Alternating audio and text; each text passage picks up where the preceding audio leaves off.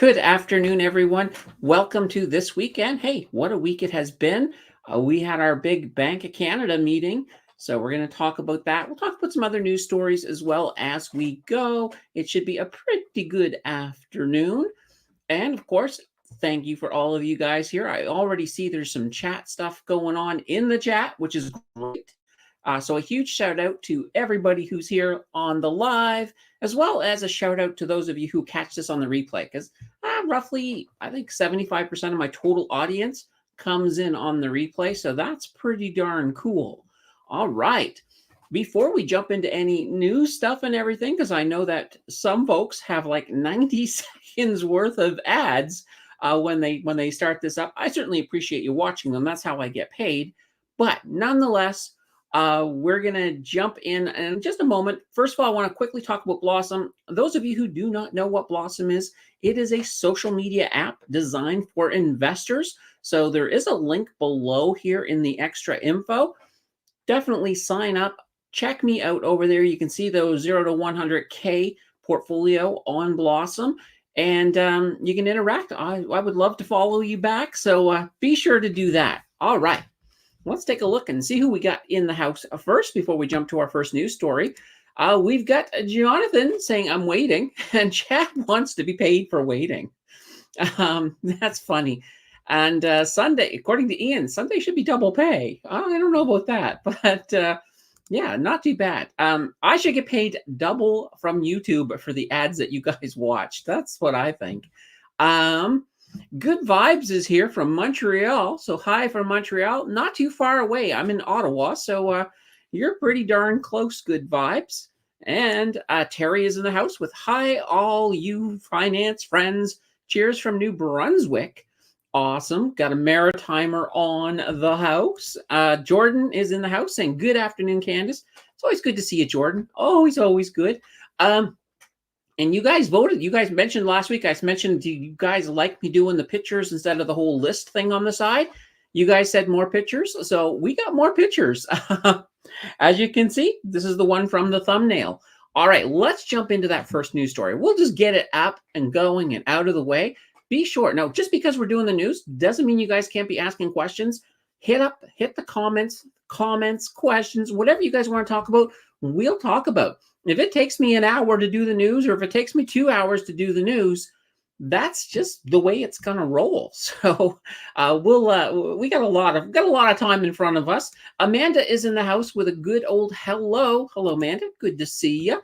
All right, let's take a look at our first news story, which is, of course, the Bank of Canada rate decision. So that Bank of Canada rate decision has come through.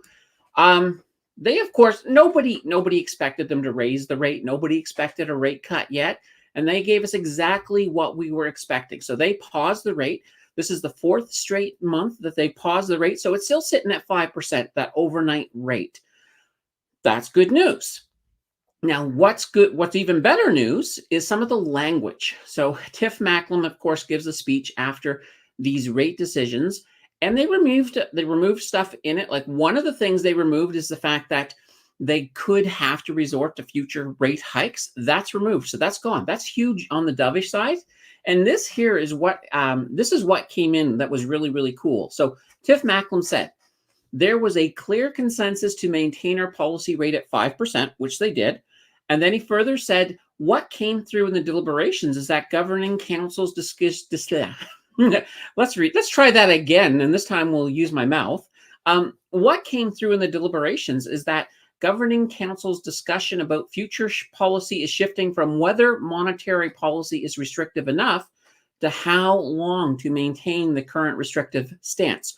So what they're basically saying is that they've caused enough pain. The pain is over. Well, I mean, we're still going to feel the pain right now, but it's not going to get any worse. And now it's a more or less the discussion with the Bank of Canada is, how long do we maintain it at this level before we start to get into those rate cuts? Now, I had predicted, of course, if any of you guys had seen that video for my predictions for the year, I predicted second half of the year is when we'll see those rate cuts. A lot of analysts are thinking maybe June might be the first one. I'd be okay with a June rate cut. So That would be totally okay with me. When do you guys think you're going to see? Well, in the chat, everybody jot down, when do you think, which month do you think will be the first rate cut? Let's just see what the consensus is amongst you guys, because I am curious to know what you guys think. All right. King of Day is in the house with a afternoon, everyone. Afternoon, King of Day. Always good to see you. So, yeah, it's going to be interesting. I think, and this goes back to, if you guys remember last week when we were talking about the CPI and how the CPI came in a little bit higher, even though it came in higher, though. Remember what I said last week? It was exactly as expected.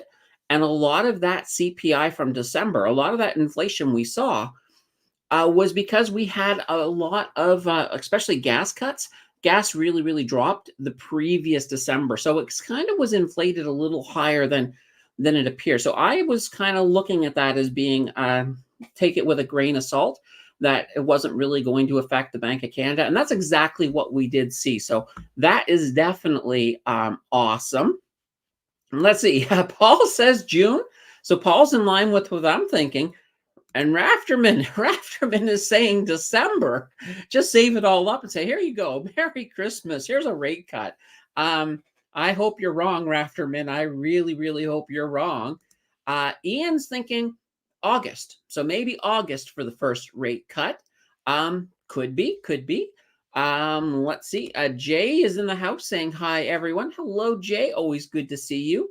Paul is end of July to line up with the end of Q2 numbers coming in, and no one at the end of June. That could be interesting. How are they going to time this?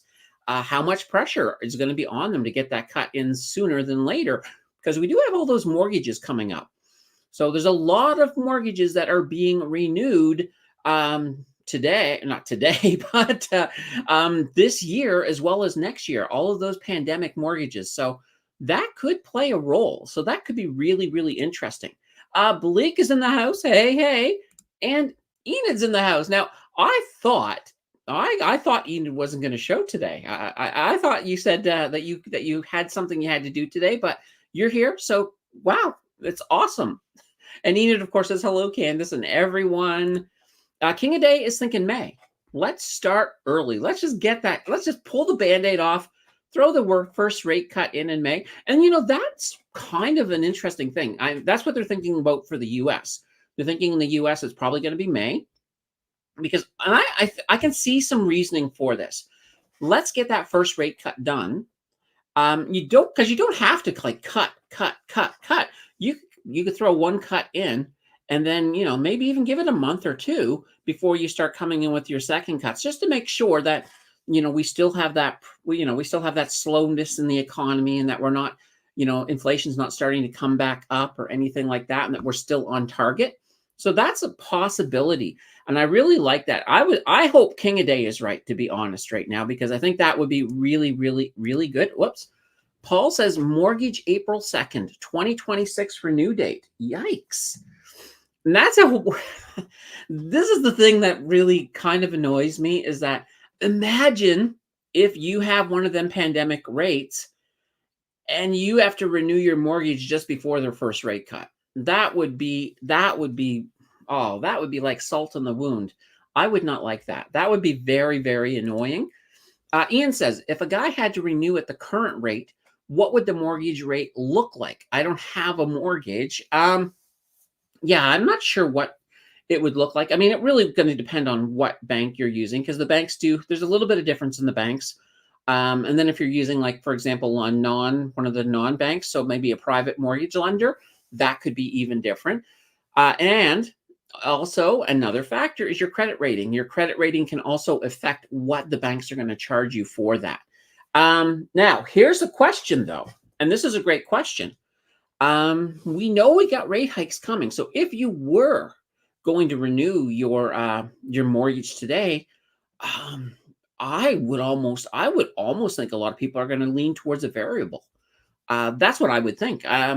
What would you guys do if you had to renew your mortgage today, knowing we got rate cuts coming? They're not here yet. Would you go with a variable mortgage? And if you're one of those who say, no, I'm going to stick with a direct mortgage, let me know why. Throw that in the comments. I think that would be kind of a really interesting thing to look at. Chad says, banks have put away loan loss provisions. Yeah, exactly. They have absolutely put aside a lot of money for that. And here's the beautiful thing, though.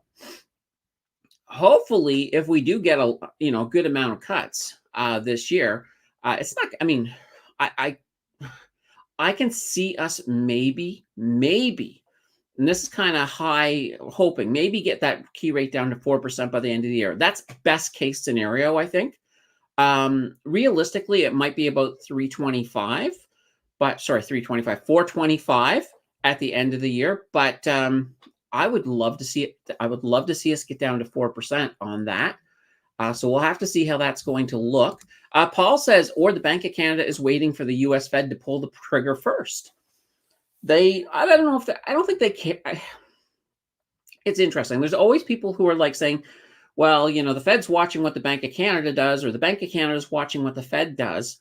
I have a feeling, though, the U.S. will do it first. But here's the thing is our economies are very different. Right now, I mean, the U.S. had GDP numbers that came out last week, and their GDP it absolutely blew past expectations. So they're looking strong, where we have a very, very slow economy. So we have to kind of take that into consideration and not sort of like just say, okay, well, let's follow suit with what the Fed does. We have to kind of sort of look at our situation as well. All right. Enid says, I vote for June as well. And Paul's in the house with a happy Sunday for everybody. So Paul right now has 2.05% currently. Nice. Those nice low rates. That could be interesting. Let's see. Paul says maybe around 2026, a 5-year might be 3%. We'll have to see. We'll have to see how low they'll go. I don't think we're ever going to go back to where we were in the pandemic. Not unless there's something that happens that absolutely, there'd have to be a massive black swan event to get down there again. Paul says, renew today, open or variable. Okay, that makes sense. Ian says, biggest mortgage I heard of in my group of friends was $400K pre-pandemic, so newlyweds. Okay. Yeah, $400K. In the billions too, says Chad. Loan loss not going to affect these banks. No, I don't think. I mean, they're prepared for it. It's almost like the market, like the stock market prices things in because the stock market is future, it's future viewing. So basically it's looking towards what's going to happen in the future. Same thing with these banks. They're prepared for this. It's not going to hurt them as much as people think. A lot of people are like, oh my God, the banks are going to be devastated. They're not. I mean, they're really, really not. Enid says, my rental mortgage is to be renewed in November this year. Okay, let's hope. Let's hope you get some cuts by then. Hopefully that will affect that a little bit in the positive direction. End of March, in my opinion, says Ciso99. Yeah, that's not that would be interesting. I mean, that's early. But it's hard to say because here's the thing. I mean, when the next CPI comes out, if, for example, it looks like inflation's being a little sluggish, that'll definitely slow down the adoption of some rate cuts. But let's say we have a fantastic one, then maybe we'll have to see how this all goes. King of Day says, if I had to renew my mortgage today, I will do a fixed rate with the option of blending. That way I can get a lower rate when and if it happens. Okay. Fair enough. I'm more of a hybrid version here. Chad says, is what it is. DCA is always the best indicator to investing. Yeah, absolutely. Sammer says, hello all, and we got Prairie in the house with a good afternoon, Candace, and the banana bread brigade. There we go. Yeah. All right. And Chad says, and most banks pay out in bonuses to executives when then what they will lose. So yeah, I mean, I imagine that there's a lot of that. I mean, it's kind of like I was talking to Jill the other day about insurance companies. Like some of these insurance companies, it's like if you can disavow a whole bunch of policies, and basically eliminate people from some of your claims, I imagine they get some pretty big bonuses for doing that. It's kind of sad, really, but they will do what they can to keep their own money. That makes sense, but at the same time, it's not always fair. Mary says, "Good afternoon." Hello, Mary. Good to see you. All right, let's pull up the next one. The next one is kind of an interesting story. Um, so yeah, we're it's all about Finfluencer bad advice. Which is really funny because I'm technically like a baby Finfluencer because my the channel's pretty small, so I don't think I have a lot of sway. But here's the thing. Let's There was a report. So this all came out because of a report from the CFA Institute. So they had a report on Finfluencer social media content. And basically, they came up with three big findings in that report. The first was that Gen Z investors are turning to Finfluencers for guidance on investment decisions opposed to, well, financial advisors. They also said that there's a lack of financial literacy and the perceived cost of advice drive people to Finfluencer content, opposed to, once again, financial advisors. And the CFA Institute is calling for more action by regulators and the industry to deal with some of the bad advice that's out there in the Finfluencer community. Now, they came up with some recommendations, and some of these are interesting. First of all, they want regulators to cooperate to design and implement a more universal definition of an investment recommendation. So, in other words, engage with Finfluencers to advise and clarify which influencer activities are regulated, and record and publicly report data on complaints and whistleblowing activities regarding Finfluencers. So this is all fun and dandy. They want the social media platforms to enhance their controls and take additional responsibility in ensuring content creators clearly display posts that include advertising. Now, YouTube does that. Like if you have a sponsored video on YouTube, you actually have to click off that it's sponsored, and it will say sponsored content included in the video. So there is a warning on there, so that YouTube's doing good with that one. They also want investment companies that use Finfluencers to provide them with compliance training, if not already doing so. That also the investment company should review Finfluencer content before and immediately after it is posted to ensure it remains in compliance. So maintain records of social media content commissioned, and ensure that Finfluencers clearly disclose when they are promoting content or are sponsored. It's time for hey Starbucks, give me a call here. I would love to be sponsored by you. So this is my plea to Starbucks moment. Love the coffee. Now, they also want financial education providers to enhance financial literacy initiatives and strengthen Gen Z investors' ability to critically evaluate information through considering the motivations, qualifications, and consistency of Finfluencer content. And lastly, they want professional investment advisors to look to do more to engage the Gen Z investors, promoting their knowledge, professional competency, duty of care, and ethical responsibilities to stay competitive in an increasingly digital world. So there, that was definitely a mouthful there. But that is kind of what they're doing. And I mean, I'm a Finfluencer, but here's the thing. I kind of agree with most of what they've said here.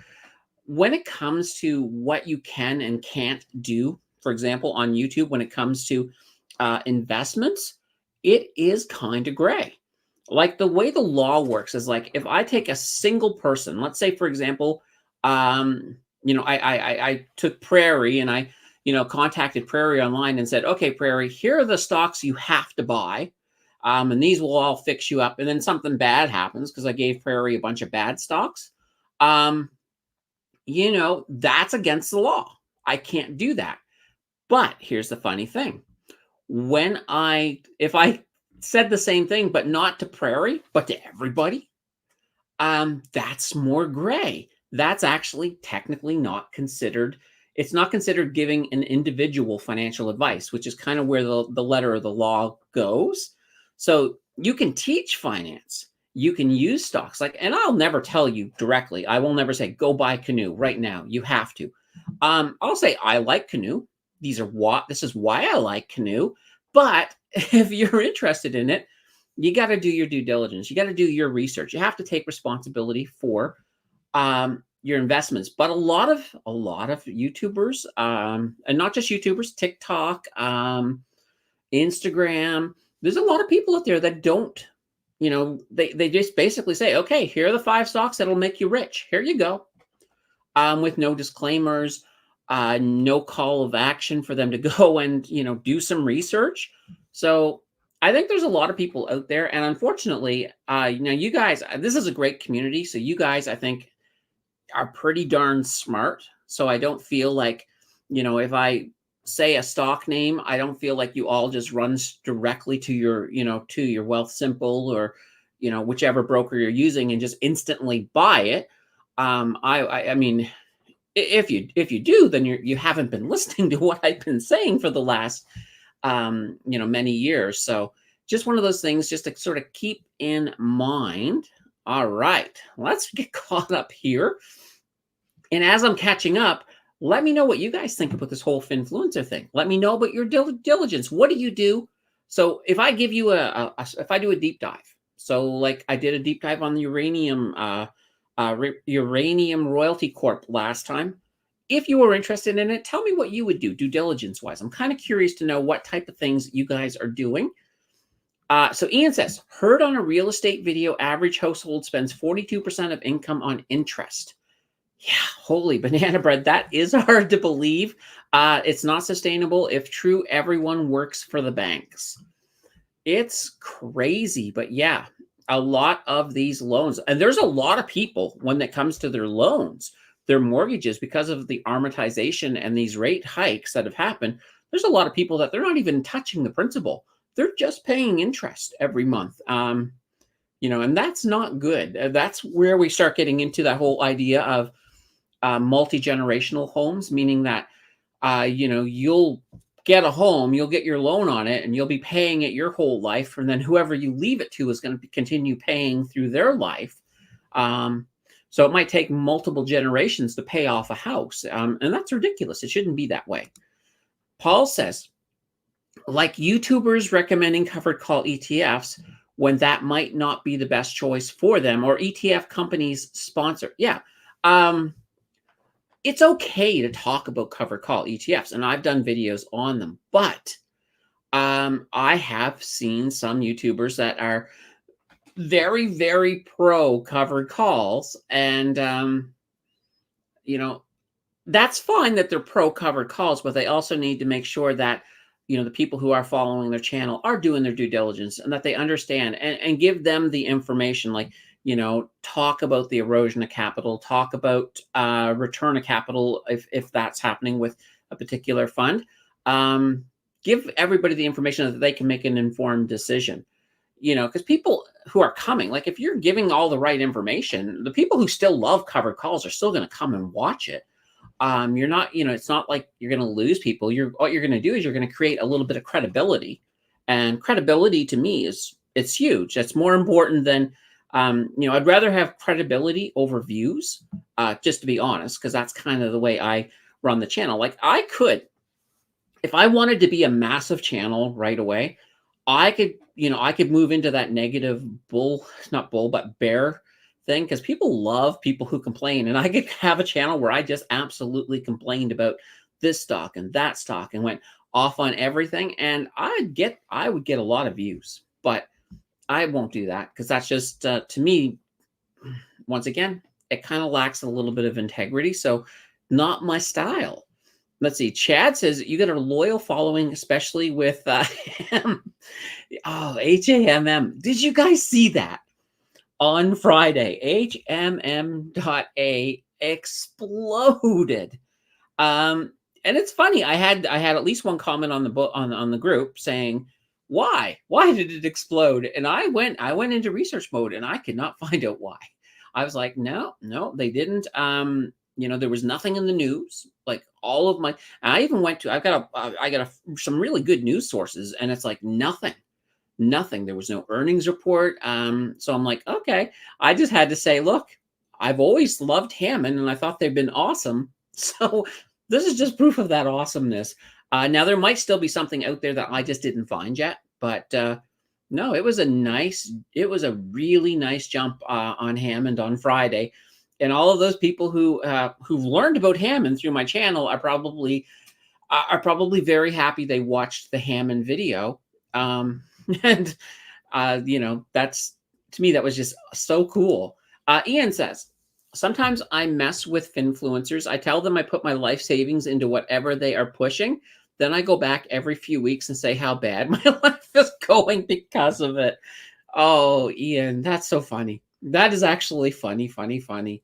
Paul says, some YouTubers had to pull down videos that had the ETF company people on the video. The covered call main YouTuber. Yeah. I mean, I heard things about this, and it's like, I've had opportunities to reach out and interview some people, but once again, I'm just like, it all comes down to integrity. I really have to believe in the product before I'm going to really push it, especially on a sponsored level. I don't mind. I mean, I will do more covered call ETF videos, no problem. I will do it, but I am going to basically, I'm going to spell it out as it is. I'm not going to sugarcoat it. And I know there's people in this community that love ETFs, like absolutely love like covered call ETFs. And that's fine. There is a place for them. Especially like in retire, if you want any income retirement portfolio, and your only goal is to generate that income coming out of your TFSA, and you don't really care about what's happening with the capital, you're probably going to have a lot of covered call ETFs in that, and probably some split core. But with the split core, you kind of got to watch those, because when the market is not doing very well, some of them will suspend those dividends. Like just look at the history of DFN when it comes to their dividend payouts, and you'll sort of see that right there really, really well. Enid says, I don't trust licensed financial advisors. All they want is your money. Yeah, absolutely. Here's this thing. And this is what I believe. I believe that financial advisors should, they make like a percentage of every trade. I think they should only make a percentage off of successful trades. So that's what I think. I think if they give you bad advice and they tank your portfolio, they shouldn't make any money for that.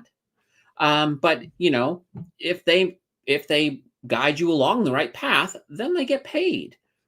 That's what I think. Like, it's like, like, we'll take YouTube.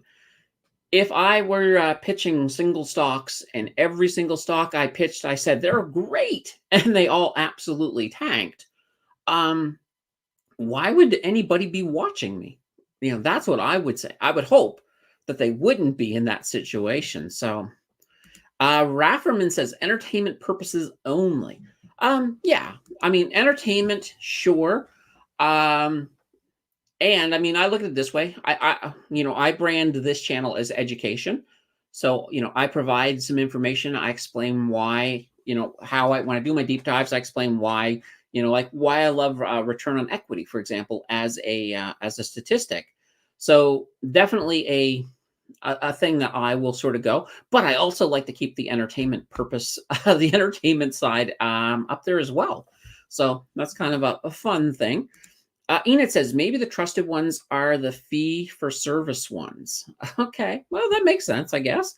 Let's see. Cisco says, Candace, Kraken Robotics, great Canadian company being noticed around the world. Marine Defense, this channel should do a deep dive. A lot of money to be made. And you have been talking about Kraken for a while. So let me put them in the pool. Let me put them in the pool, and we'll see if we can get a deep dive for them somewhere down the road here. All right, give me a second here. There we go. Kraken Robotics. All right, they are in the pool, so we will get those up. All right, Paul says, like saying this is what I invest in, but do your own research. Yeah, well, I mean, and this is the thing. There will be people that come along and they will, not do their own research at all. There's some people that will come along and they'll look at a list. So maybe they'll pull up one of my videos, they'll look at a list, even though I say, the whole, do a heaping helping of due diligence. They're not going to do it. They're just going to say, okay, I'm just taking this and running. That's one of the reasons that I do try, like even when I get into something like covered call ETFs, I try to find the ones that have a better track record. I try to give because I realize that we've got these people out there that are not going to do their own due diligence. There's nothing I can do about that. If somebody's just going to take a stock, I say, and run with it, I'm going to at least try to make sure it's a stock that they're not going to lose their house on or anything like that. So, it's just one of those things that happens in the world of influencers. Let's see. Chad says YouTube owned by Google. Look how well Google did. Yeah, no, Google. I mean, Google's a great company, and I think YouTube is great. Does YouTube make bad mistakes? Yeah, absolutely. Like, honestly, I don't mind doing shorts. I'm fine with shorts, but I think the way they integrated shorts and the way they try to push shorts can sometimes be, especially you take channels that are more attuned for longer form content. So for example, this channel, we have a lot of long content. I mean, look at just from our live streams are pretty long. Most of my videos are usually, I would say 8 to 12 minutes.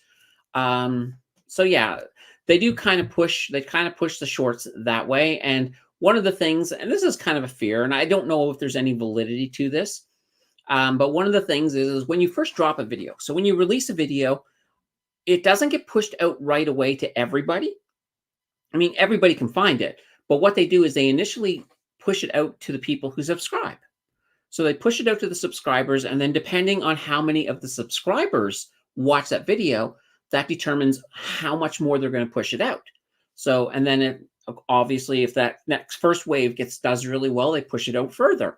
So it works that way. So what ends up happening is if you have a channel like this, for example, and you get a lot of shorts, and you start putting some shorts up, and you start getting people who follow you just for the shorts. Well, if they subscribe and they're sitting there and they're only really interested in your short content, anytime I drop a new video and it gets pushed to one of those folks, well, they're not going to watch it. They're not interested in the long form content. They're interested in the short. So it can sometimes, and the thought is it can hurt the algorithm that way. But I know that YouTube is probably aware of it, and I imagine they're trying to fix that. So that's one of those things. So that's one of the reasons, like, I've sort of pulled back on the amount of shorts I've been doing, because I noticed when I went really full bore with the shorts that my videos weren't getting as propagated as good after I did that. So now I'm just right now I'm kind of sitting back and just doing the 2 shorts a month for the for Blossom. And I'm sharing those, of course, on this channel as well. But, just until I find out whether or not that really is the impact, and seeing if my video get propagated properly again now that I've sort of reeled back a bit on that. So anyway, Rafterman says, I need some canoe. Canoe is I do love my canoe, but there are people starting to think about moving away from canoe only because they haven't changed their dividend in so long. But right now, I still think they're a good stock. I do like the management style. I do like the diversification within the stock. So Mr. Red Taco says, I buy all the stocks. Red Bull gives you wings, not. Yeah, absolutely. And good afternoon, everyone, from Mr. Red Taco. Sammer says that Kraken is on my watching list as well. So there we go.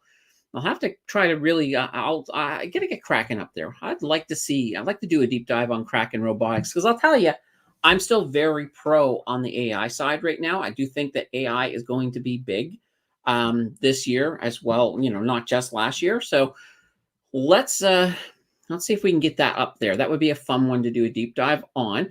Prairie says, am late to the live stream today, watching from the beginning at 1.25x, almost caught up. All right.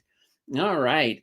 Or if you watch it at 1.75, or watch it at 2 times and imagine I'm a chipmunk. That would be funny. Anyway, Chad says, sold my PNK, aka Kraken, at 40%. All right. Live and learn. Live and learn. There we go. Sisso says, Samar, I heard big whales are jumping in. Interesting. I have heard some interesting stuff in crypto as well. Anyway, we'll talk about that when we get to the crypto corner. Chad says, smart as a rock right here. Nice. Oh, yeah, and the arrow's pointing at me, so I'm going to take that as a compliment. Thank you, Chad.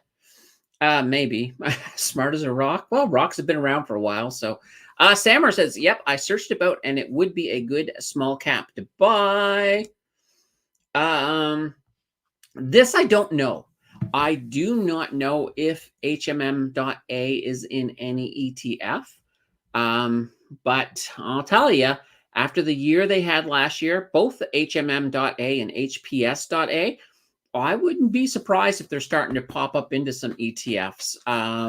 So I would not be surprised at all. Chad says, love the uranium, but like CCO. Yeah, and uranium, it's kind of interesting.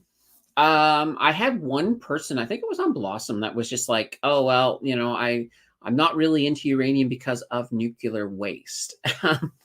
Nuclear waste. This is the funny thing. When you look at a nuclear power plant, nuclear waste, it's not what people think. Like a lot of people imagine those yellow radiation proof barrels or whatever that have all the liquid in it. That's kind of more of a toxic waste than a radioactive, than a nuclear waste. Nuclear waste is actually solid. And they're put in really, really big barrels, actually. These barrels are like, oh my gosh, some of these barrels are almost 3 stories tall. They're put into that. They're sort of melted into a concrete mix. And then there's another 3 feet of concrete all the way around it. So these things don't leak radiation, and they're also decaying like a lot. So let me just say here, the most radiation. So all of the radioactive waste, if you took all the radioactive waste, so all nuclear waste from North America, you could pretty much put it all into one hole. It's, and even then you don't really need to bury it. I mean, you can keep these containers out. I mean, because these things, you think of 3 feet of concrete all the way around them, these things are solid. The only thing I would say is maybe not store them in an earthquake area, but you can store them, any place where you have, where that earthquake perhaps is not a danger. But yeah, nuclear waste is really not that dangerous. When you look at fossil fuel and all the stuff that's being pumped in pollution and carbon, that's a lot more far-reaching than nuclear waste. So nuclear is definitely, I think, going to be one of those big green technologies in the future. All right. Paul says, if I take my stocks and input into portfolio visualizer with some portion with cash, T-bills, bonds, tend to be better and less rocky than like S&P 500 ETF. Past performance is no guarantee repeatable. That's true. And that's a big thing. Past performance is absolutely not a guarantee of future performance. But to a certain extent, if a company has really good fundamentals and they have a really nice past performance, it usually means that there's a good possibility that their performance is still going to do well. Now, keep in mind, sometimes it means that you're not going to get some of the crazy growth you may have seen in the beginning, because you may have already missed that.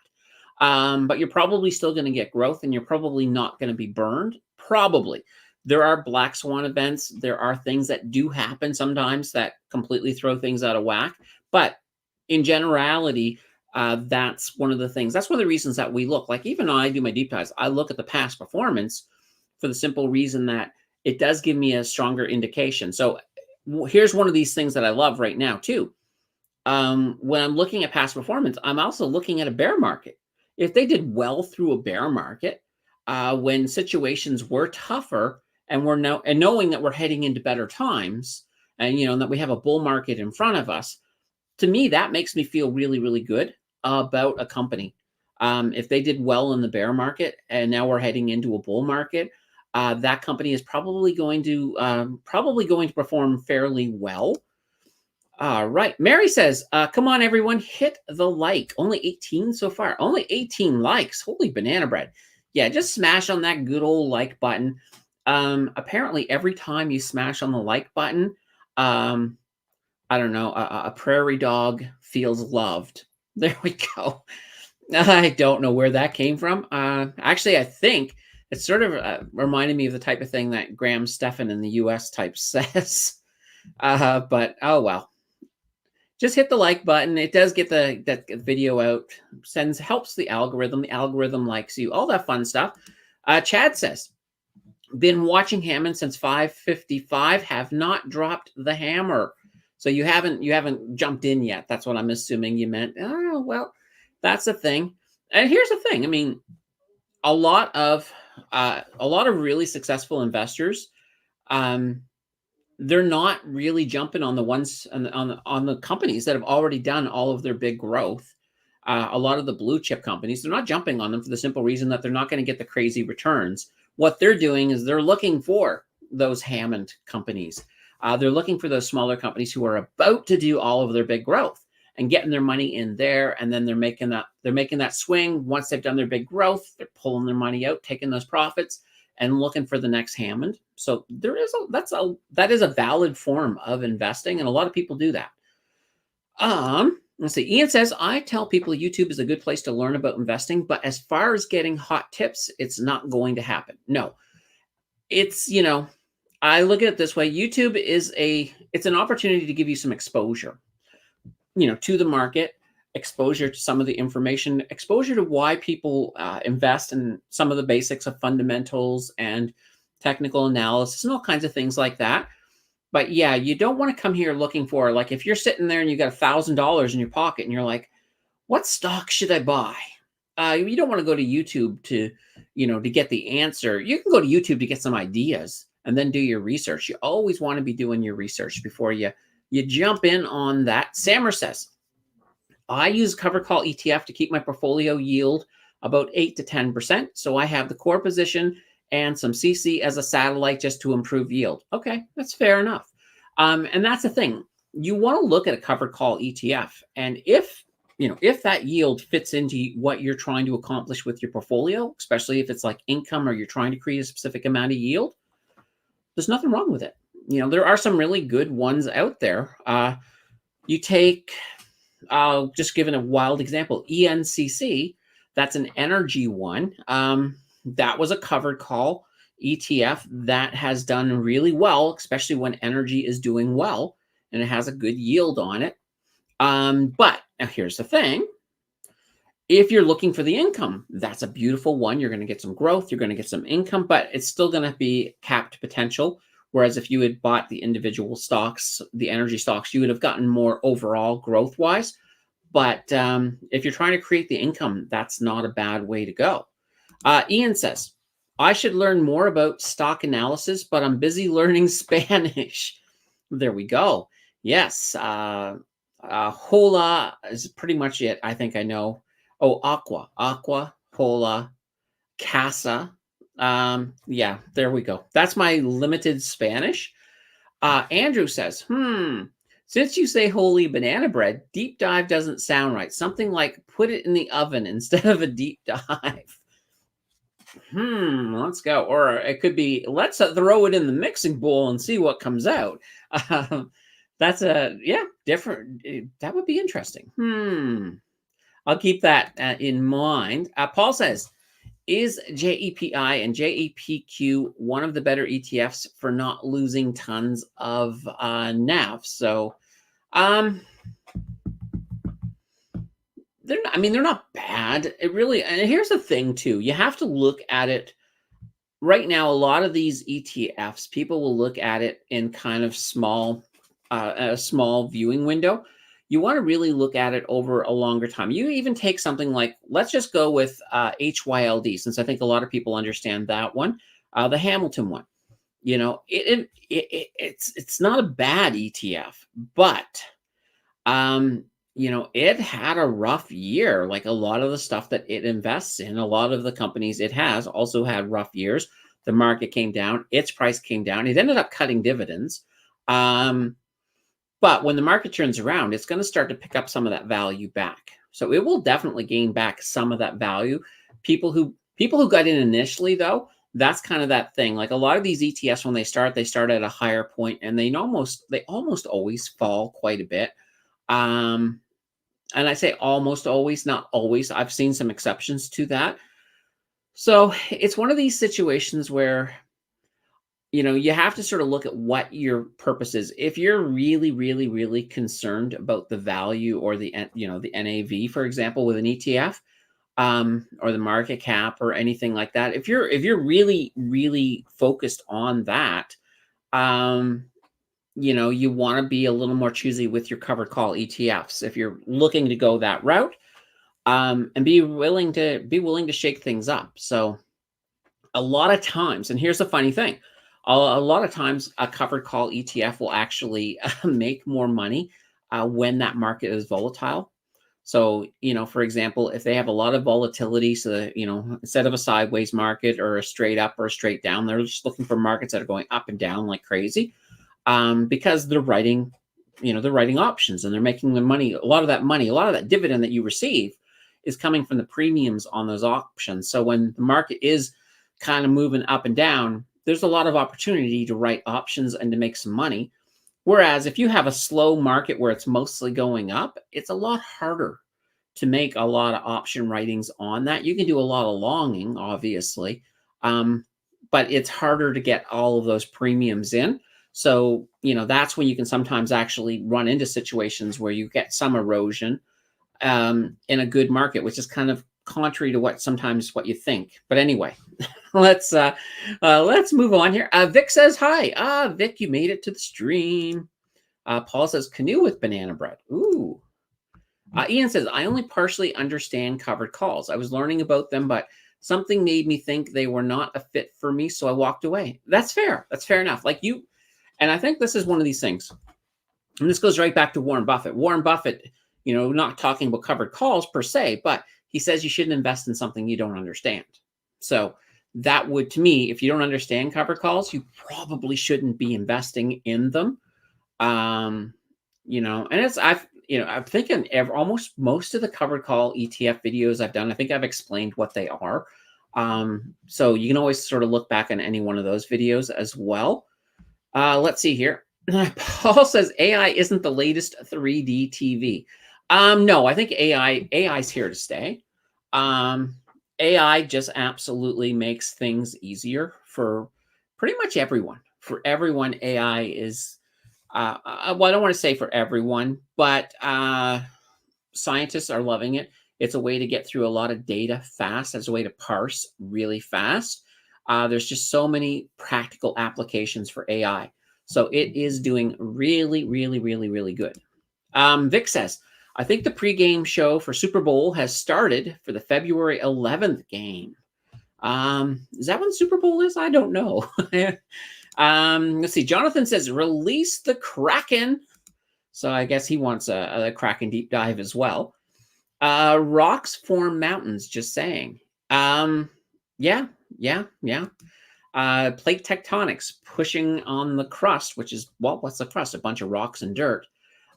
Pushes them up. So yeah, absolutely. Let's see. Paul says, in the USA, a problem of a dividend YouTuber coping with YouTube dividend creators' thumbnails and titles. A YouTube would release a video a month later, thumbnail style and title copied. Yeah, absolutely. I have seen that. Like if you guys are familiar with Mr. Beast has some of the best thumbnails out there. Like they're very captivating. They make you kind of want to check out the video.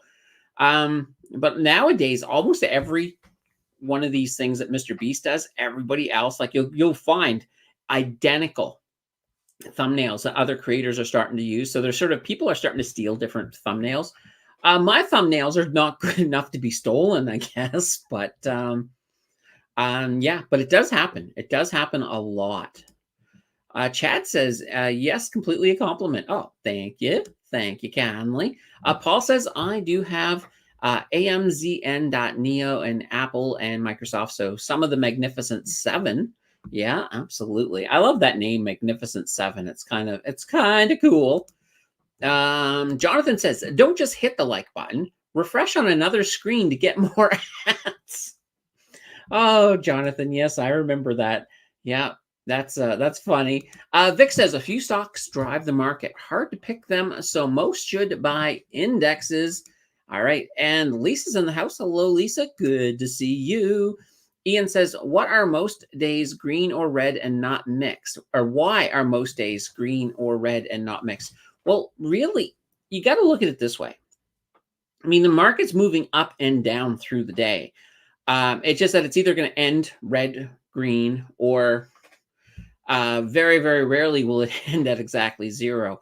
But I think for the most part, and this is kind of interesting, if you start like if you start a day, usually the night before, and look at the China market, so that you look at the Chinese market, then in the morning you start looking at some of the European markets, and because as these markets are opening, sometimes you can sort of get a whole feel for what may happen on the S&P 500. So for example, if you see red right across the board before we get to North America, we're going to have a red day. You can almost guarantee it. But yeah, I think it just comes down to, it also depends on what's happened. So for example, if the market, and a lot of it is what the market prices in. So let's say, for example, if the market is pricing in an inflation number, so let's say it's expecting the CPI to come in at, we'll say 0.5, and all of a sudden we get 0.6 instead. We've got something outside of that, and people just panic when that happens, and that almost, in that sense, pushes everything to the red. So, but yeah, there are mixed days where sure, it's like like I think there was a couple of days that was it. I think it was my last market close where it started off green, it went red, then it went green, and then as we were closing the show, it went back to the red. So I'm like, yeah, you do get days like that, but it basically, I mean, the movement on the market, it's all of these different factors. There's a lot of different things that sort of control that. So Skiz is in the house. Am I late? No, we're not through the news yet, so you're not totally late. And Vic says Skiz wins. Poor Skiz. Mary says, have you ever invested in structured notes rather than GICs? I've not. I have not. Has anybody else? Has any of you guys invested in structured notes? Let me see. Jonathan is watching the stream on a 2012 3D TV. Uh-oh. Jonathan. Woo, woo, woo. Just for you. There we go. Oh, that was very corny, but that's fine. Ian says, AI is great, but the one you pick to invest in might not be the most successful. Absolutely. Cars were the next big thing 100 plus years ago, but most car companies went bankrupt before ever creating a car. Absolutely. So when you're thinking about, like, if you're thinking about trying to get in on the AI side, look at it this way. It's hard to sort of say, okay, what exactly should I invest in? But look at what AI needs. One thing it needs is chips. So that's one of the reasons that NVIDIA is doing so well. So that becomes a big thing.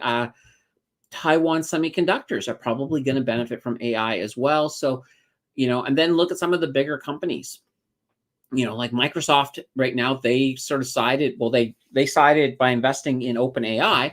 That certainly helped them big time. So that's kind of the thing. It's like, in a sense, if you really are confused about AI, I imagine we're going to start seeing a lot of AI ETFs popping up.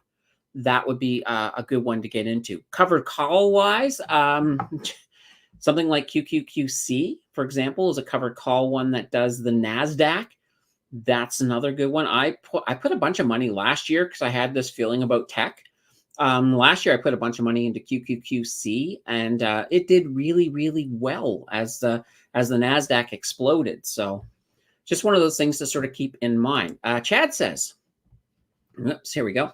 ETFs. You all need ZID. Look at population rates and where the outsourcing is going. Keep in mind, USA is at war with China, so we are gonna be made Mexico and or India. India cheaper. Yeah, India right now is a country whose economy is absolutely growing really, really big time. So yeah, anything India, I think, is not a bad investment at all. All right, and Vic says ZCH and XCH. All right, let's get the next news story up. We're really far behind when it comes to the news, but that's okay. So yeah, the international student cap. We talked about that last week. It's hilarious, and it's happened. So basically, the cap on international students, it's now official. It's a 35% reduction of student permits over the next 2 years.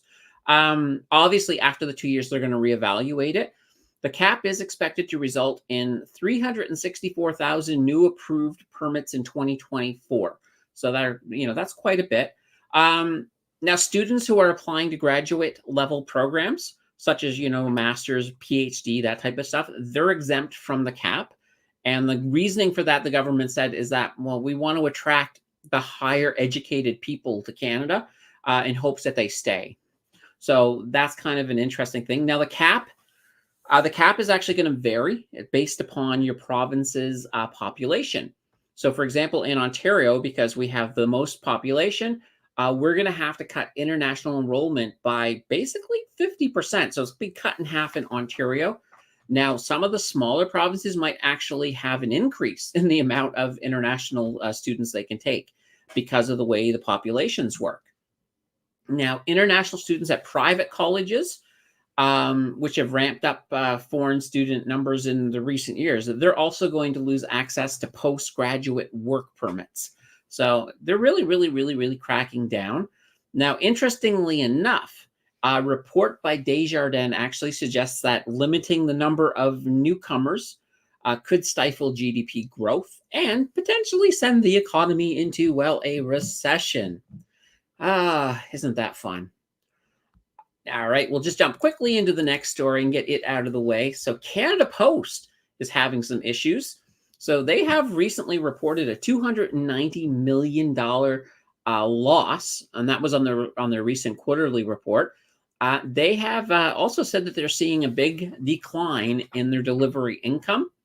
So to try to help with some of the deficit they have, they're selling Innova Post, which is part of their IT wing. So that's being sold to Deloitte for an undisclosed amount. So we don't know exactly what they're getting on this. They also said they're going to focus on their digital capabilities in hopes that it will help with their negative cash flow.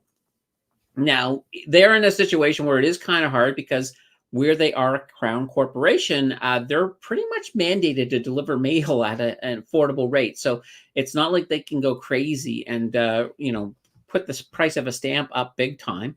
Although stamps are pretty expensive nowadays compared to 2 years ago. Now, one interesting thing is that in the hopes of diversification, the Postal Union Workers Union has actually suggested that they start offering a service to provide check-in for seniors. So that's going to be really, really interesting to see how that goes. All right. Chad says, do you think BNS is a buy, sell, or hold? Right now, I think all the banks, I would put all of the big six banks as a buy. And the reason for that is just that as we are heading into the rate cuts, we're going to have excess money from the loan loss provisions that will cycle back into the banks. So I think right now the prices, I think we're at the bottom for all of the banks. I think the bottom's already passed. So I think banks right now, this is a good time to get in. And of course, DCA into them is probably your best bet. But yeah, I'm pretty stoked on the banks. Now, you're not going to get all your money. You're not going to see your big profits immediately. It is going to take some time.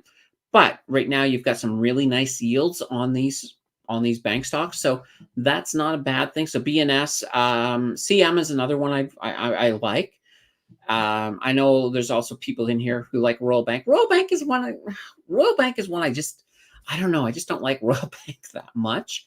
But so yeah. Now Chad also adds, just but Tesla, like McDonald's, sell hamburgers. Their true money is prime real estate. Yeah, that's it. McDonald's, their business model. If you look at corporate McDonald's, they make their money from real estate. So they're more of a real estate company than anything else. Because what they do is when you buy a franchise from McDonald's, they then tell you, oh, you have to place it here. You have to rent this real estate, which they own. So that is how they make most of their money. So interesting thing here. Oh, and just the back path to that. The back part of this is Tesla is true AI, and they just dropped 20 in PE ratio. 3.7 long term. Yeah, here's the thing with Tesla. Tesla has to. I find that if Tesla falters a little bit, the shareholders go crazy, and you see some of these drops. Like we're going to talk a little bit about Tesla a little bit later in the news stories, but yeah, Tesla is in kind of that situation where they have to succeed, or we're in for a big a big drop for them. So that's always fun. All right, let's get to the next. We're going to get rid of these news stories. Firehouses. So this is kind of cool. Oh, give me a second here. I got to get Chad off of the picture so you can see the patio. So Firehouse subs. Those of you who have never tried Firehouse subs, they are fantastic. I love their veggie sub. It's probably, I think, my favorite. But they're looking to grow their footprint in Canada. Now, this is Firehouse Subs. They're owned by RBI, so Restaurant Brands International. That's the same company that owns Tim Hortons. But they're now offering $100,000 to veterans and first responders who want to open a firehouse, who want to open a Firehouse Sub. Yeah. This company was actually formed by firefighters, and that's what they're trying to get back to. They're trying to get back to first responders, veterans, firemen, all of those people owning these stores. Now, right now, 5% of the Firehouse Subs that are out there are actually owned by first responders. They're hoping to knock that number up to 15 to 20%. So that's kind of cool. And they are aiming to open 35 to 40 new restaurants in Canada in 2024. So, if you don't have a Firehouse Subs near you, maybe you will by the end of the year. That would be very, very, very, very cool. Good old Firehouse Subs. All right. King of Day says, a lot of junk mail from Canada Post lately, mostly flyers. Most people are switching to online for their bills. Yeah, absolutely. There's still things that you have to have. For example, if you get a new credit card, or make a change to your credit card, or just renew your credit card, that has to come through the mail. So there's still some things that do have to come. But yeah, there's definitely a lot of junk mail that comes through. But it seems to me that the junk mail today is not as bad as it was even 10 years ago. Because it used to be really, really bad 10 years ago. I don't see a lot of it today. Paul says, sold my RY on January 24th and put 50% in NA and 50% in EQB. Yeah. So yeah, National Bank and EQ Bank. So EQ Bank, I do love that. And I did a recent deep dive on that. If you haven't seen it, definitely check that out. I love that little bank. I think they're going to go strong for a while. They seem to be making all the right moves. So I definitely like that about them. Chad says, I don't know or think the Bank of Canada will jack interest. I think they're going to toss sideball. The Bank of Canada is not going to hike any further. So the hikes are done. The fact that they removed it from their speech, the possibility of future rate hikes, is good. Now, we'll definitely see some cuts, though, this year. So that's going to be kind of cool. All right. I did mention Tesla. And so I found a nice, good picture of Elon here, not being not being too happy. So yeah, they had their earnings report again. So their earnings came in at 71 cents per share. Now the expected was 74 cents. So they missed that by a good 3 cents, and people weren't happy about that. Revenue wise, they were expected to come in at 25.6 billion, and they came in at 25.17 billion. So they completely missed everything. Now, really interesting is because of that, and anybody who was watching the Tesla earnings call and then watching the after hours market, oh boy, did they fall. Now they've so far this year, and it might be higher from when I've scripted this, but they've lost about 16% of their market value this year. So yeah, they're down big time. Now Tesla is that company that, it's weird. Like if they exceed their expectations, you got to get that same volatility going up. So, hopefully things come around. Now I know that Elon, part of his presentation is that, hey, we're working on these robots and they're going to be very, very cool. So we'll have to see how that's going to go. But I do know one thing about Tesla. Whether you hate Tesla, whether you love Tesla, they always find a way to come back strong. And so I do think that is a possibility. So we'll have to see how that works. Tesla 100% EV too. Yeah. And here's the thing though, there are, as things improve, and I know that we talked before about some of the molds that they use in making parts for the cars, and how they're coming up with new methods to make that cheaper. So you're going to see EVs, especially Teslas. I think you are going to see the prices come down even further, not necessarily because they can't sell them, but because the manufacturing process is getting better. So we'll have to see how this all turns out. I still won't bet against Tesla, but for this, for example, one of those things I sometimes like to swing when it comes to Tesla is that YTSL. Not this time around. I didn't have a good feeling about this earnings report going in, but here's the thing: everything is down really, really low. If it looks like their next earnings report is going to look good, I'll dump something into it. I'll probably dump in and and ride a wave up. Hey, Starbucks, once again, sponsor me, Starbucks. Oh, I love that. That was so good. Chad's a veteran. Well, thank you, Chad, for your service. I don't know if we do that in Canada. I don't know. I see it on American TV so much, but if we don't do it, we still should. I certainly appreciate people who have been in our military. Ian says Tesla down 30% this month. I could not stomach it, says Ian. That's that's fun. Skiz says, wait till he monetizes self-driving to other automakers, just like the Chargers. Yeah, that would be a big thing. That would certainly be a big thing. It would definitely be good for the price. Absolutely. And you keep an eye out. Absolutely. Absolutely. Okay, let's get to our next. Whoops, pull this off. We're almost through the news. All right, stolen car market. All right. So interestingly, this week, some authorities in Italy have recovered 251 stolen Canadian vehicles. Interestingly enough, back over on Canada in the GTA, police also had a big bust. They reclaimed 52 cars that were bound for the Middle East. They ended up arresting about 11 people in connection with the thefts. So overall, carjackings are on the rise in Canada. And in Ontario, it is so bad. The carjackings are so bad, they've actually formed a carjacking task force. So that's kind of interesting. Now, why is this happening? Part of the reason is that because of all of the pandemic production backlogs. So because of those backlogs, a lot of vehicles that were not that valuable before in the past, so things like the Honda CR-V or the Ford F-50, F-150, they're now becoming valuable on the black market.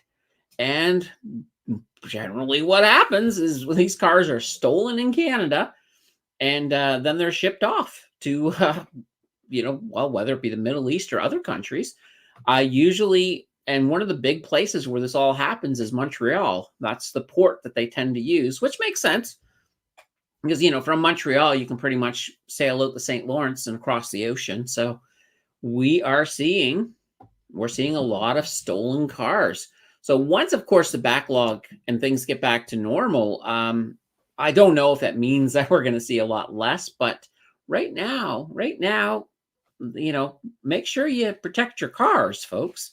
And another interesting thing is a lot of them are using hacking some of the cars to get into them. So that's an interesting thing too. You might want to do things like if you have a fob for your car, you may want to protect that fob at all costs. I've heard of people actually cloning, like walking by somebody and cloning their fob and then using that to steal their car. So anyway, keep your eyes on your car. You know, maybe if you have the option to not have a fob, that might be a safer way to go. But it's kind of convenient to have a fob because then you can start it up from in your house and you don't have to, have a cold seat to sit in. So, one of those things. King of Day says, come on, Starbucks. Don't keep my girl Candace waiting. Yeah, Starbucks. Listen to King of Day. I'm going to send some rough people over there, Starbucks, to get you guys on the program. Nah, I probably won't, but still. Chad says, wow, 3 cents. How many times they cut prices and how many times do they open gigafactories? Costs lots of money to buy the drips. Yeah. Let's see. Better, cheaper, more efficient. And Skiz says, don't forget about the Quebec mob. Yeah, I mean, I don't know anything. I honestly don't know a single thing about the Quebec mob. It's funny. Skiz says that, and my picture in my mind is I see some seedy little warehouse with a bunch of people wearing berets and smoking cigarettes, stealing stuff. I don't know if that's even remotely accurate or if I just gave into a whole bunch of French stereotypes. I apologize, Quebec. I don't want to. That's just a funny image that popped into my head. Yikes. All right. Oh, that takes us to the crypto corner. So, what do we got going on here? So in the crypto corner, so Bitcoin, of course, it did drop below 40,000 US this week. And that's its lowest level since, well, December. It was early December when it moved up above 40K and stayed above it. It's kind of interesting. So overall in total, Bitcoin has dropped about 20% from its post-ETF approval high of, well, we got to $49,048. So definitely some trouble for Bitcoin. Now, a lot of analysts have basically said that this selling pressure, a lot of it's coming from the outflows from Grayscale. So the Grayscale Bitcoin Trust. So basically about $2 billion has flown out of Grayscale since January 19th. And it makes sense because why are you going to pay a bunch of extra fees to have a Bitcoin ETF with Grayscale when you can go with a cheaper option? So that's kind of one of those things that's been happening with Bitcoin. So other companies like BlackRock's iShares Bitcoin Trust and Fidelity's Wise Origin Bitcoin Fund, they've had like about $1 billion each in inflows. So we are seeing some of this money moving around. And the market does seem to be stabilizing a little. Friday was actually not a bad day for Bitcoin. So we made it back up above 42. Now, I think over the weekend we've fallen just below 42, but it's not a bad thing for Bitcoin, that's for sure. Let's see. Ramp, if you know that Clubhouse. Let's see. Love Op Tia AVE. There we go. Oh, Love OP Tia and AVE. Nice. All right. There was something. Oh, I don't think I have it. Let me just give me 1 second. I'm going to see if I can find this. There was something I wanted to sort of show you guys. That's kind of tying into the whole crypto thing here. Let's give me a second here. I'll find it for you. And while I'm finding this, drop some questions in there, and we'll keep it going. Let's see. All right. Yes, this is what I was looking for. All right. Let's bring it over here. All right. All right. Give me a second here. I just have to First of all, I have to remove Mr. Bitcoin guy. All right. Bye-bye, Mr. Bitcoin guy. And we'll bring me up full. And we're going to present a screen. Let's actually do an entire screen. Well, bring this one here up. Okay. Perfect. Let's share that. There we go. Oh, where am I? There I am. All right. So this is kind of an interesting thing. This is based off of some of the movements that Bitcoin has had over its career. So it's kind of showing us basically the top of the band is where we hit our all-time highs, and the bottom. So right now we're sort of sitting right in here. So it shows that if Bitcoin were to falter, it could falter a little bit, but it just sort of shows us the general movement of Bitcoin. Now this one here only has, there it is in USD. It's giving us as logarithm, because this is a logarithmic chart of what Bitcoin has been doing, but it really sort of shows us where we've been going. Now this chart has been accurate pretty much, well, you can sort of see this is from the beginning of Bitcoin. So all the way back here in 2010. This thing has been very, very accurate. So it's just one of these things that I was looking at it the other day, and I was like, oh my God, this is really kind of cool. Now the one I was looking at, and I just pulled this one up, actually had better prices, actually had prices on it that I could use. Whereas this one doesn't really have the price. Well, it has the prices. Like if you're looking over here, 10 to the 4, and 10 to the 5, that's in USD. So, but yeah, just so this bottom line here right now is down around, I think it's around 32K. And that kind of shows us where that bottom is. So chances are, even now, if things went horribly wrong for Bitcoin, we probably, according to at least history, we're probably not going to drop below 32K. And up here at the top, if we were to actually have another all-time high, we'd be looking at about 200K, which is just sort of crazy to think about. Well, in 10 years, that would be 34. So let's just look at the bottom of Bitcoin right here. Here's what I found. Hey, don't do that. It was my watch deciding that it wanted to tell us something. So you're looking at more than 10 to the 5. So, you know, what is 10 to the 5? I can't come off my head right away, but that's like it's definitely above 1 million. So that's just kind of that interesting thing. So I'm going to definitely I'm going to see if I can find for next week. I'm going to find the better version of this. I was looking at it the other day and I was like, oh, I got to show this on the show. And then I actually think my computer rebooted. So I lost it. And I was like, but it's basically the same thing. It's just that the better version has the actual numbers on it. And I was actually able to zoom in on just pieces of it, which was really, really cool.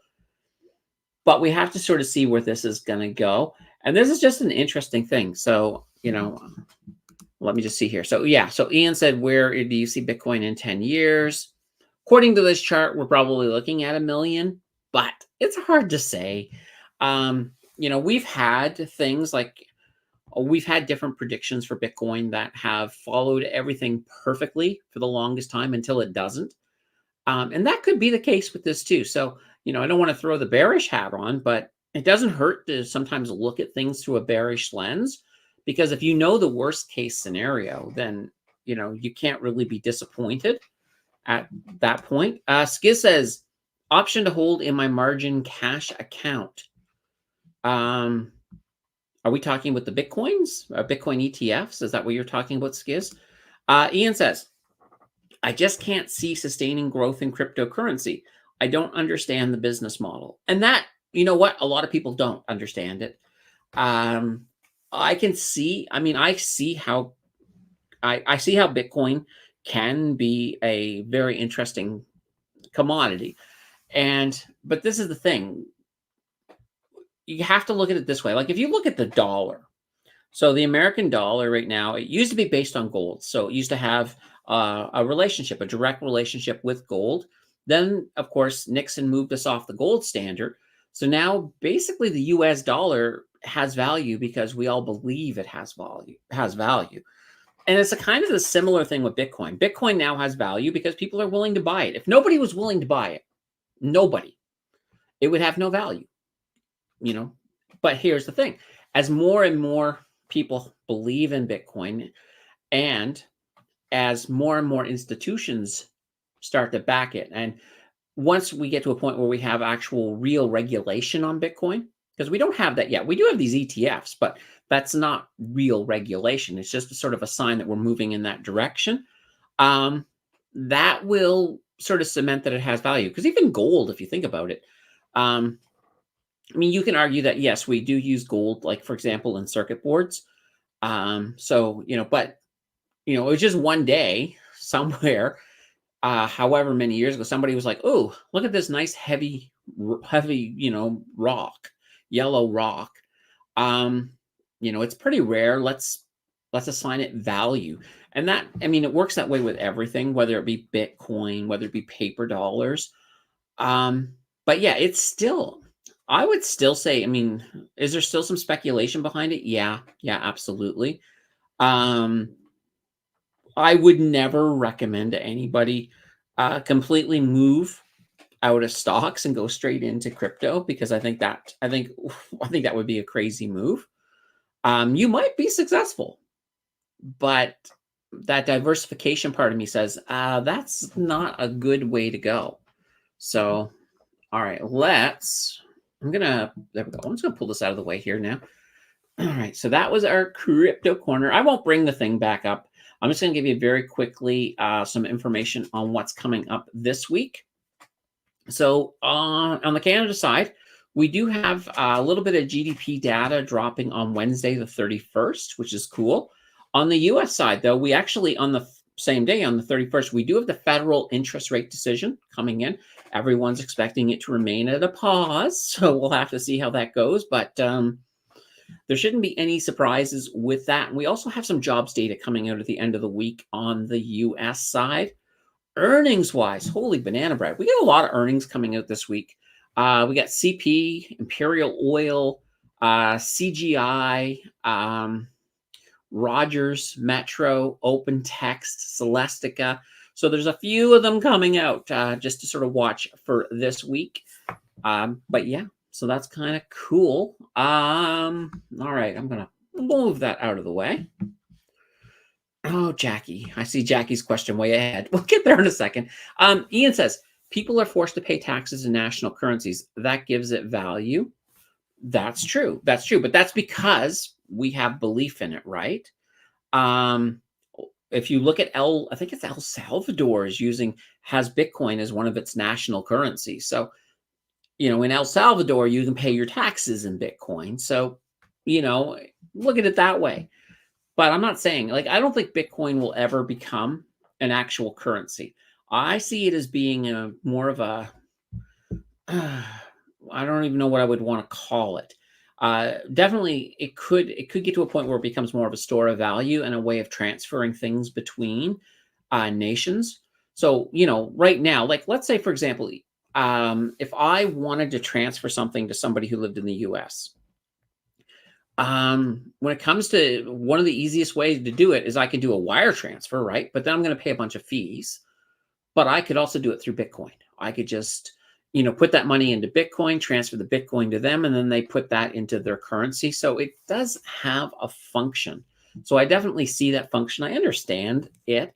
But at the same time, I mean, what I do with Bitcoin is, I'm not sitting on a ton of Bitcoin. What I do is I swing trade it because I mean, the fact that it's volatile and moves up and down a lot, that works out well for me because I can play it, and that is what I do. So, just to give you an example here, let me, we'll bring this back over once again. So this is Bitcoin, so this here is, I will buy, like I normally will buy it down here. I'll ride it up, then I might, and I did, I actually rode that up. Then I sold in here expecting it to come down. It came down a little bit. I bought again. I rode it up. And right now I'm still holding it because this here has happened over the weekend. So, I might take a small loss there, but overall I'm still in on that whole thing. So that's just part of the whole swing trading thing. Like I'll use a lot of my, so here's one of my shapes here. I was just sort of looking here to see when this was going to break, and it broke to the downside. This is a major support, the 40K mark. So that's just kind of the way I handle Bitcoin. I basically, I'm not sitting there to store my value. I'm sitting there to play. I'm sitting there to play with it, make a little bit of money so that I can pay some bills. YouTube doesn't pay that much right now. So this is what I do on the side with different companies and Bitcoin, with different companies, different stocks. Or in this case here, I'm not even directly playing Bitcoin. I'm actually playing this ETF right in here. So this is the ETF that I'm actually playing. So, but this here very much mirrors what's happening with Bitcoin because it's a spot Bitcoin ETF, and I'm playing it for that reason. All right, Chad says, don't fear Bitcoin, 15 to 60% drop. Nada, just rose 150%, so you're still ahead. And I buy on the drip. There we go. And Jackie, I'm going to get rid of the thing here. Pull this back up. Jackie says, any idea why HMMA made a 22% increase in the last few days? Yeah, HMM.A. I've been looking for that answer, Jackie. I don't have it. I do not know why it happened, other than, I think part of it, if we think about it here, and I'm going to pull up, let's bring this back. We're going to go to HMM.A. I do have it here. Here we go. Here is HMM.A. So here's this big thing that we're talking about right here. Now it did correct a little bit at the end of the day on Friday. But if we pull this in and sort of take a look. So HMM, it was doing its good old thing. And then we did have that little bit of a bad week that was happening. Sorry, no, this is, poof.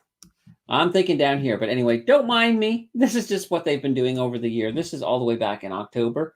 Yeah, I've got no answer. I've got no answer for why it exploded like this.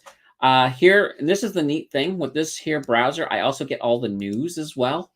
No news on this. I did different web searches to try to find out what's going on with HMM.A. But nothing. See, what I was thinking about is not even that there. I guess we have to sort of zoom in a little bit here.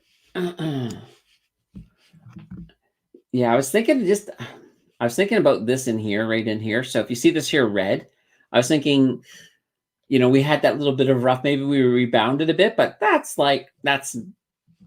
doesn't even remotely explain that, because that's just a little tiny bit of correction. So that would have brought us up to about 906 or so.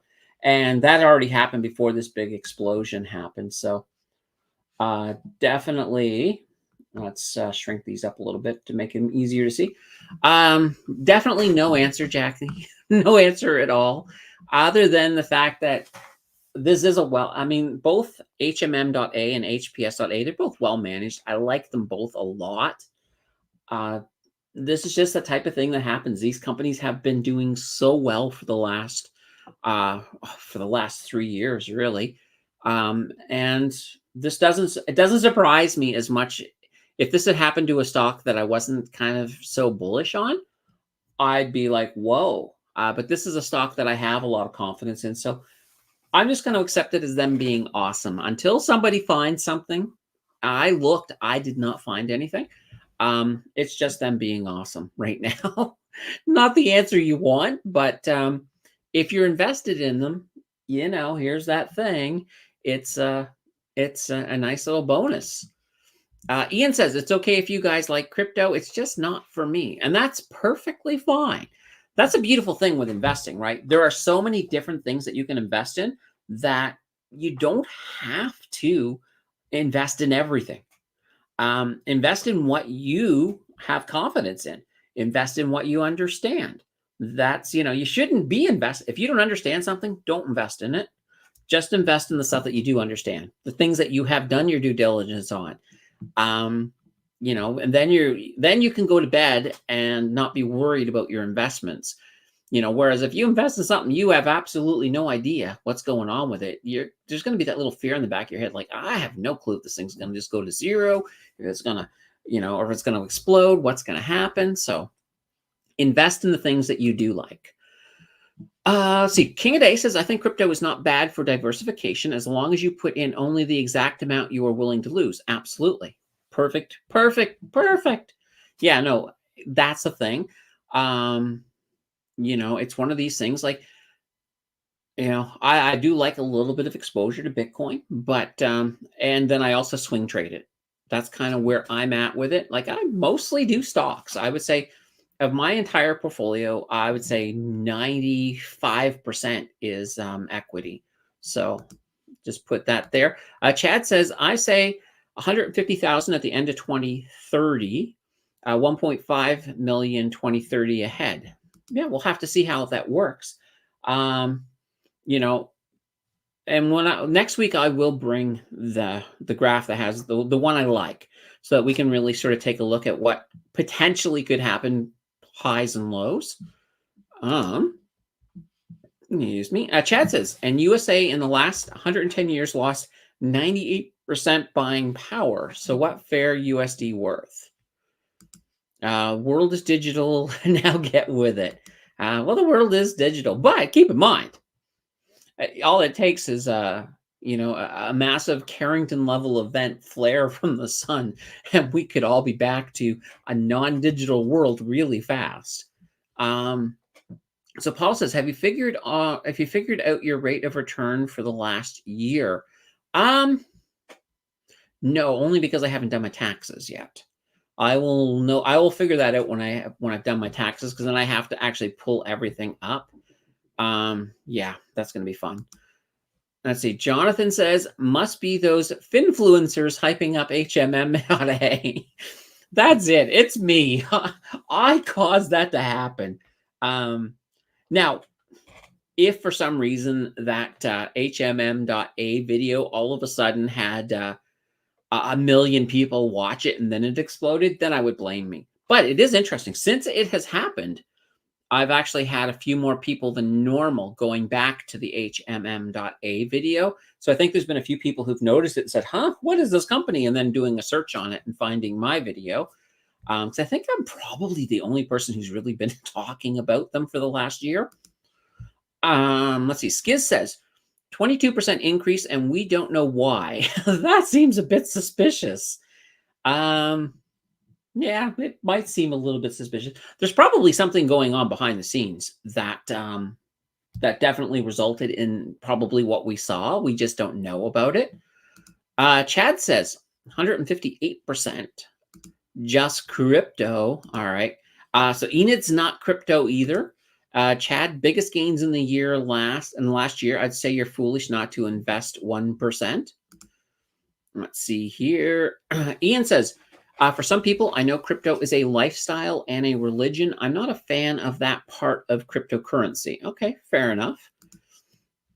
9 is in the house and saying, I have 1 share of BTCY. That is my crypto exposure, banana bread. Nice, nice, absolutely. Perfect. All right. Let's see. Jackie says, what's the difference between EIT-A and EIT.UN? Which one do you like the best? Okay. So the EIT-A, if I remember correctly, that's a quarterly dividend. They're both pretty much the same, to be honest, but I like the EIT.UN just because it's that quick monthly. I know exactly what I'm getting. every 15th I'm getting, X amount in my account. So I kind of like it for that reason. I did invest in EIT-A, I think about a year or so ago. I came in and did basically a dividend capture strategy on it. But yeah, so I do like the EIT.UN a little bit better because it's monthly. But if you don't mind the quarterly, it's the same company. They basically invest in the same thing. You're going to probably get a very comparable return. You're just not going to get it monthly. Let's see. Chad says, your loss. I'll take all your gains then. When horse buggy was around and then a steel horse came, the car was the same mentality. Well, and that's the thing. But here's the thing. I mean, there are stocks that you can make some big money on, but you are correct in that last year Bitcoin was huge when it came to the returns that you could have picked up. And Cisco says my soul is up 3%. There we go. That actually sounded funny in my head. Your soul. Let's see. Chad says when the Pony Express came, then mail, same thing. All right. When cars came, then planes with Wright brothers came to launch something. Okay. There we go.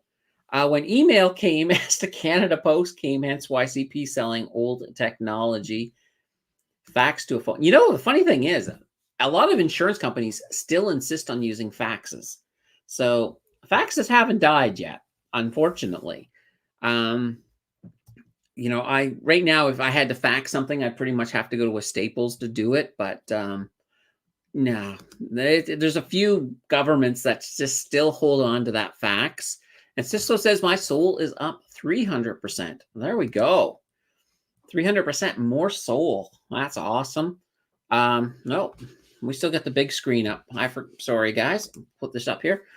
All right, Starbucks, your last chance of the day maybe your last chance. If you guys keep asking questions, it may, we're pretty close to the end. Okay, as we are getting closer to the end, if you got your last minute questions, get them in there. Let's hear the closing questions. We'll get those out of the way. All right, and let me take a look here. See what is coming up on the channel. All right, just give me a second here. I just want to get the dates right for you guys. All right, so next video coming out is the channel members choice video. So that is basically the channel members got to vote on what they wanted to do, and they wanted me to make a video on moats. So we got a video coming out on Tuesday. Channel members can see it a day early, so they can see that on Monday. But it is basically moat total return Canadian stocks. So anyway, you guys will know what. Basically, it's companies that have some moats to them, meaning that they have some really good fundamentals so that they can absorb most of what's going on in the market, and it gives them a competitive advantage. So we got a few stocks coming up for that. We, of course, on the last day of the month, we got the market close. So we got a live stream on Wednesday at 3:45 p.m. Eastern. We'll be there for that. Then on Thursday, we got a new update for the 0 to 100K TFSA challenge. That is coming out. And then, of course, we'll be back here again next week to do the same thing over again here. Now, here's the interesting thing. On the 6th, so the following Tuesday, I know I'm going a little bit further ahead, we're going to do moats again. But this time it's going to be U.S. moat stocks. So, I'm still sort of playing with exactly what I'm going to call the video. I got the first one scripted. Basically, the reason that I'm doing 2 weeks of moats is that the channel members wanted me to do US and Canada, and that's what got voted. And I was like, this is way too much for one video. So I split it in two. So we'll do Canada this Tuesday, and the following Tuesday, we'll do the US stocks. So that's going to be kind of a fun. And then we'll have a deep dive again, not this week, but the following week. So I'll get the vote up pretty darn soon. I know everybody's hoping that Kraken gets, you know what? Just because everybody keeps talking about Kraken this episode, I will put Kraken in the next vote.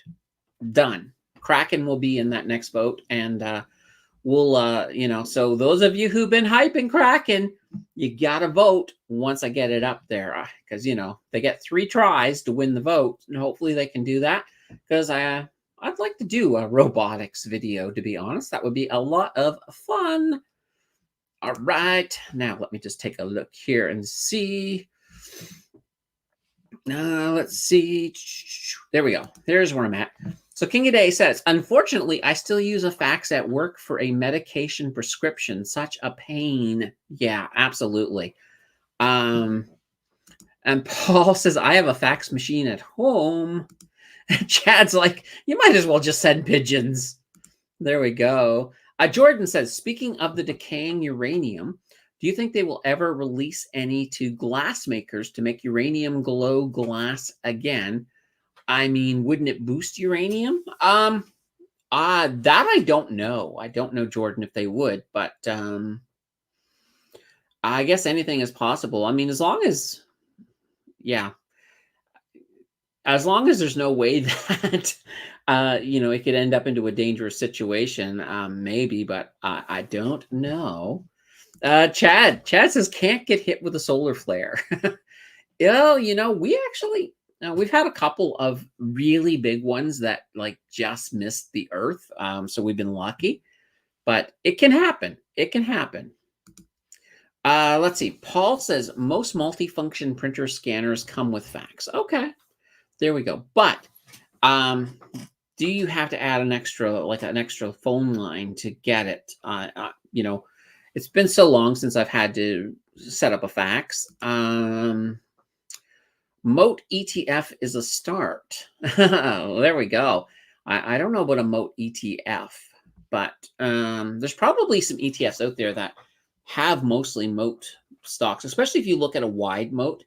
So when you look at a wide moat, for example, you're looking at all of your big companies, so all of your big blue chip companies, and there's a lot of ETFs that have those. I don't want to say most, but I'd say a good amount of ETFs I think are in there. Jonathan loves those moats. Yeah, so these videos we're doing narrow moats because I'm looking for some good companies, but I don't want to just sort of say, okay, get a bank, get this, look at this. I was looking for something with, I put a lot of qualifiers on these ones. So a crack-a-lackin', there we go. Oh, I like that. Paul says, one thing about sending medical forms by fax, somewhat safer than emailing. Yeah, absolutely. I mean, and I understand that. But there are ways, there are encryption methods that you could certainly use with email to, but it just depends. Now here's the thing. I know my family doctor, well, it's a nurse practitioner, but I signed something so that we can email stuff. I just sort of said, hey, look, let's get with the future, and we'll use email. And the funny thing is email is kind of one of those things that people don't use that much anymore either. So Moat, pretty good ETF. ZID. Boy, Chad, you are definitely promoting ZID. You just haven't said Saskatchewan yet in this stream. So but you have hit the ZID. We'll get a Chad bingo card. You'll have Saskatchewan in this middle space and ZID and Bitcoin over here. That'd be fun. That would actually kind of be fun. All right. Paul says, fax, you need a phone line. Our fax is set to outgoing only. All right. There we go. Ian says, solar flare would take out my stocks. I doubt the records are written down anywhere. It depends on the way they back them up. If they're backing them up, if they back up something that has an independent power supply that is also hardened against, electromagnetic, it may not be. I mean, here's the thing. The biggest issue with one of these power surges is that, you're going to lose a lot of transformers, and we just don't have the transformers to replace them all. That's why you're looking at, like, if we had a Carrington level event today, we're probably looking at about 6 months of no power, maybe more in some areas.